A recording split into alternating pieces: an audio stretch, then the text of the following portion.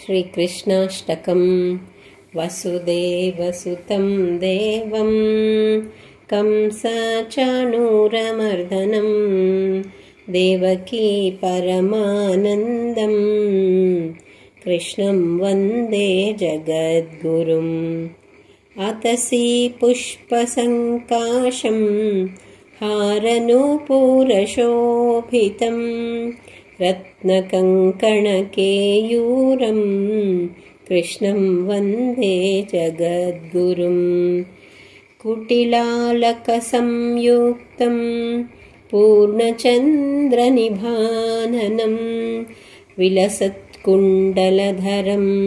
कृष्णं वन्दे जगद्गुरुम् मन्दारगन्धसंयुक्तं चारुहासं चतुर्भुजं बर्हिपिञ्चावचूडाङ्गं कृष्णं वन्दे जगद्गुरुम् उत्फुल्लपद्मपत्राक्षं नीलजीमूतसन्निभं यादवानां शिरोरत्नं कृष्णं वन्दे जगद्गुरुम् रुक्मिणीकेलिसंयुक्तं पीताम्बरसुशोभितम् अवाप्ततुलसीगन्धं कृष्णं वन्दे जगद्गुरुम् गोपिकानां कुचद्वन्द्व कुङ्कुमाङ्कितवक्षसं श्रीनिकेतं महेश्वासं कृष्णं वन्दे जगद्गुरुम्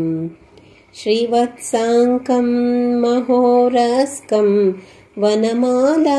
विराजितं शङ्खचक्रधरं